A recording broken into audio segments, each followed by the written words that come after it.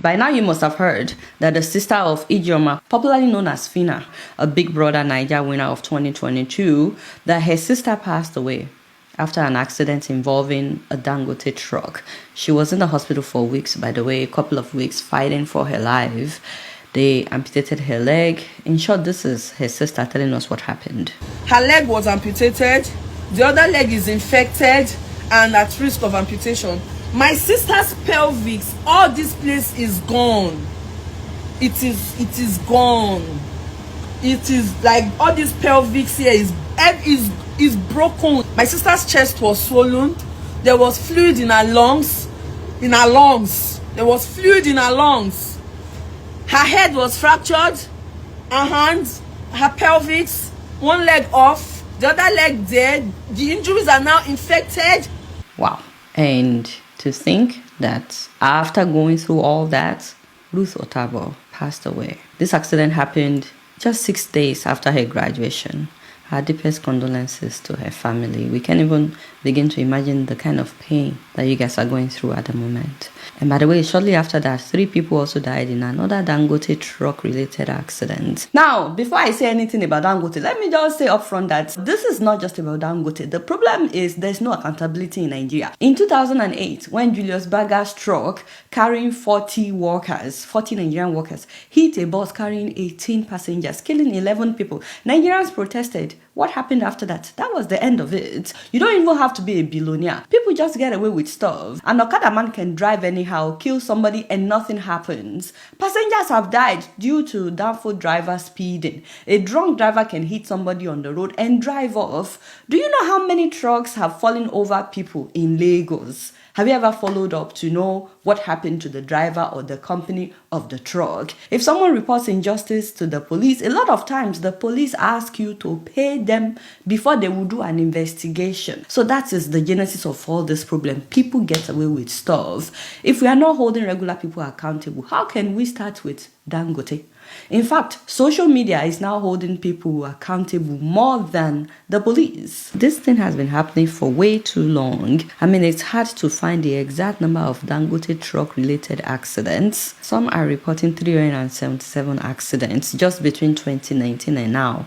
Others say that it's been about 2,500 in the last 10 years. And by the way, it's not just road accidents that we're talking about.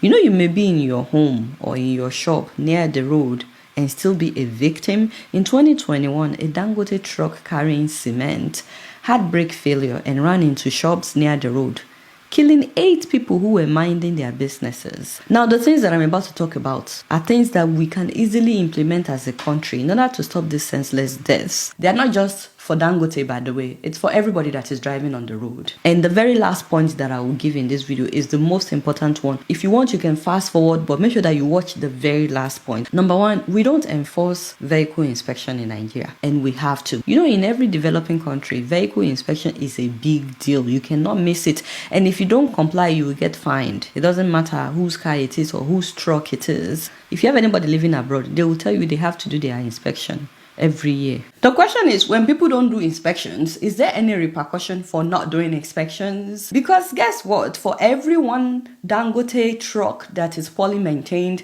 there are thousands more owned by faceless individuals. So while we're pointing one finger at Dangote, we need to look at the entire system. And that is the first thing that we have to do. Number 2, in countries where things are working, they will always weigh trucks before allowing them to get on the roads or get on bridges.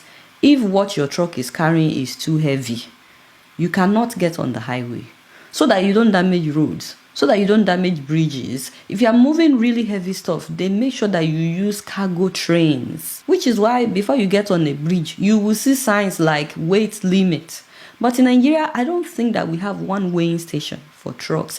I know individual companies may have it, but I have not seen any operated by the government to prevent heavy trucks from damaging our roads. Now, I know that so many of us don't know what heavy truck damaged roads look like. But if you grew up in Nigeria, if you've ever driven on Mokwa Jeba Road, especially in the early 2000s, you will see tarred roads looking like waves.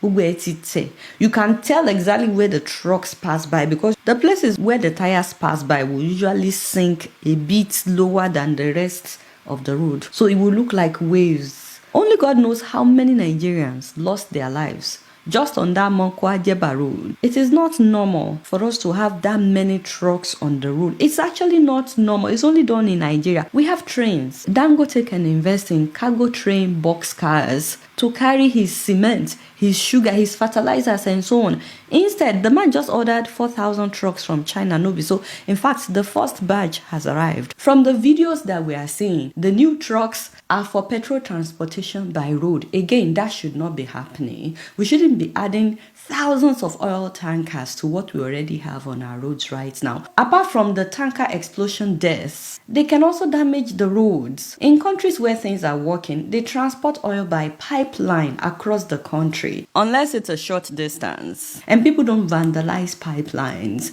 And that's why we also have pipelines in Nigeria, but they get vandalized. Why are they vandalized? Because people are genuinely angry that those from whose lands the oil is from are not enjoying the benefits of the oil. Look at the Niger Delta, for example. The water is polluted. People are dying. All kinds of diseases. Do you know how many years the Niger Delta has been fighting?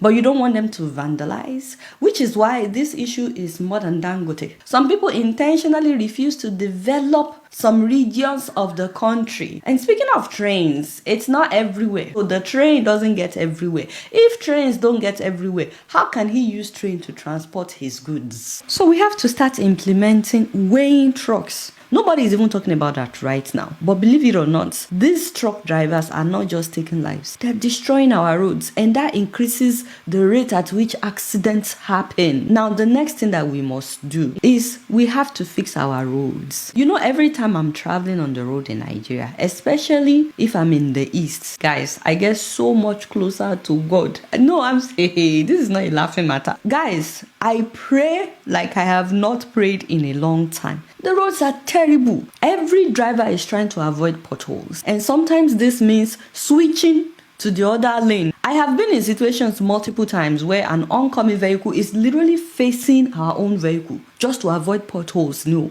And you are praying that God let them be able to get back on their lane before they hit us. Head-on collisions happen a lot because drivers are trying to avoid potholes. Now imagine a trailer, a semi-truck, switching to your own lane just to avoid potholes. That thing is like facing death. You will start speaking in tongues. There had been times that we would have to get off the road for the trailer to pass on our own lane because some of these truck drivers, they don't care. If you've ever experienced such, let me know. So it's not just the reckless drivers that are killing people. Every official that has failed to do what they were given money to do, every official that embezzled money meant to fix our roads, they have a lot of blood in their hands. And then the next thing that I have on my list, I've heard that somehow some people are able to get their driver's license without taking a driving test.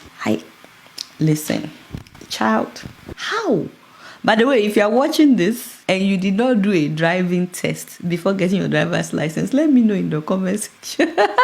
Because maybe it's just a lie. But I've heard that this thing happens. So either way, the federal road safety in Nigeria needs to tighten up because it looks like the moment some people know somebody working there, they're able to process their license without even taking a driving test. But when it comes to truck drivers, it's not enough for them to know how to drive regular cars. Beyond that, they are supposed to go to truck driving schools. I mean, we have truck driving schools in Nigeria. We have in Lagos, Ibadan, Abuja, Uyo, and so on. Yet, when you see how some of these truck drivers are driving, no offense, they should not even be driving a regular vehicle. Not to talk about driving a 12-wheeler truck with tons of weight. That is no longer a truck. That is a killing machine. And it shouldn't take the loss of a life, not to talk about so many lives, before Dangote would ensure that his drivers are well trained. Now, the next thing that I want to say is we must put a deterrent in place. That is something that will discourage someone from doing something. So long as there's no penalty, in the next 5 years, we will still come back talking about the same thing. See, it is easy to say that they should pay 1 billion if their vehicle kills somebody. But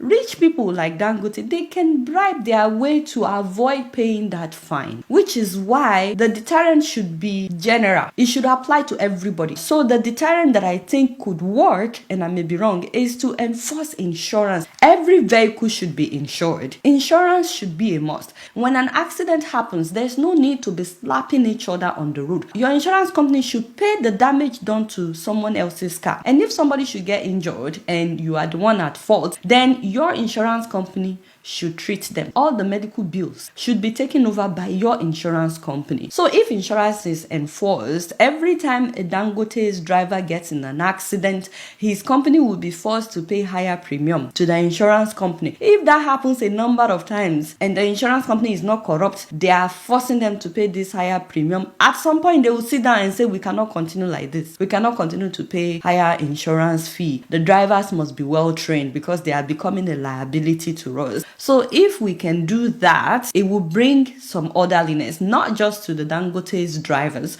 but to regular people that get in accidents on the road, people that will intentionally drive recklessly. If they know they will have to pay more money to the insurance company, they will pedal down. Which brings me to the very last point, which I believe is the most important thing as far as I'm concerned. And that is the fact that the Nigerian government has allowed Alhaji Dangote to become too powerful. See, there's something called monopoly capitalism, which is the dominance of giant corporations or individuals that control large segments of the economy. And that is what we are experiencing in Nigeria. So now we have one man who is now the biggest producer, supplier of cement, sugar, fertilizer, petrol, diesel, and other refined petroleum products. He's also into salt, flour, seasoning, pasta. He's also into real estate, packaging materials, and truck assembly through his various subsidiaries. In fact, he's not just the biggest in Nigeria.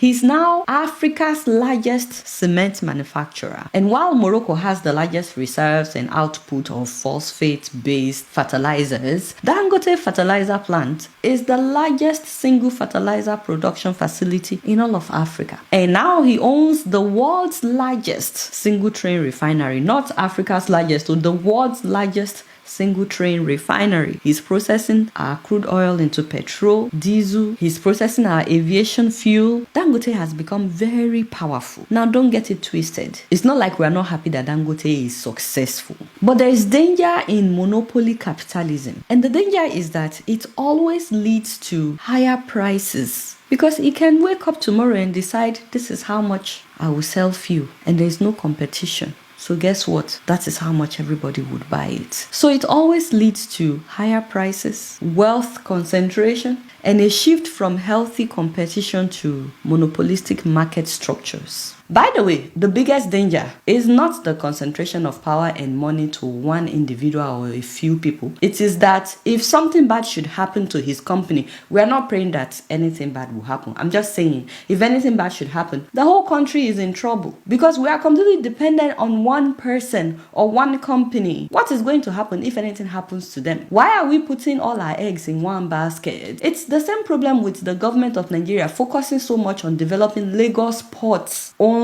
Why should the port in Lagos be the only major one? If anything happens in Lagos, does that mean that we would not have an alternative? That is why other countries put regulations in place, like the federal antitrust laws, like the Sherman and Clayton Acts, enforced by the Department of Justice and the Federal Trade Commission here in America.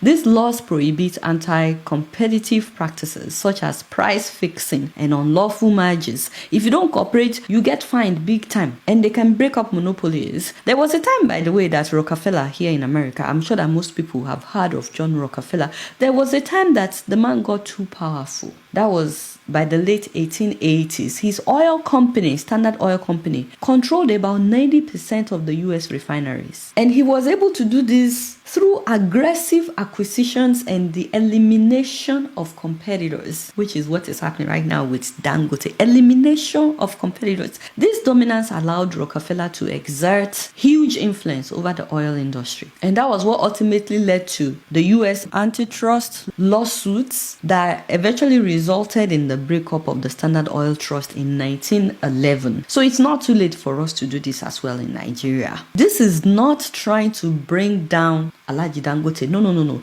This is trying to make sure that he's not the only one up there, that other people can also go higher. This is to make sure that there is competition, that the price of everything that we are buying is not being determined by one man or one company or one corporation. This is to allow healthy competition, and this is also to allow that people have options. You know, if you have cement, good cement being made by multiple companies, then you don't have to always buy just from one company. You can have competition. The same thing for everything else that he's selling. And the Nigerian government knows this, but they probably won't do what we are suggesting, because the government will also be forced to get its own acts together. For example, and this is an example, I'm not accusing Alhaji of anything. If Alhaji had been systematically eliminating possible competitors and the government had been looking away, remember how the government supported Dangote's monopoly that killed Ibeto Cement. They will have to stop looking away. If the government is really serious about stopping this monopoly, one of the things that the Nigerian government will need to do is to fix our refineries, so that the government is also producing oil, so that there could be competition. But obviously, the Nigerian government is not ready to fix our refinery. They would rather take the billions of dollars that they are allocating every year in the name of fixing the refinery. They would rather embezzle the money.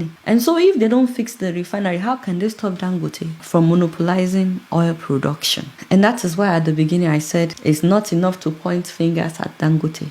We have to point fingers at the government officials as well. Once again, guys, our deepest sympathy to the family members of those who have died, those who have been victims. Please accept our sincere condolences. Please let me know if any of these things that I listed could work. Of course, we cannot finish talking about Dangote, so please help me celebrate one of the viewers of this show, Mommy Oluwafumilayo Arabi, all the way in New York City. Mommy, all your children want us to wish you a wonderful 60th birthday. Ayomide in the UK, his wife Temi, and your grandchildren, the twins, Ethan and Nathan. Also your son Toby and his wife in Jordan, and Dami in Turkey, and of course the baby of the family, Oluwaseun. You already know who is behind this shout out, Ayoni.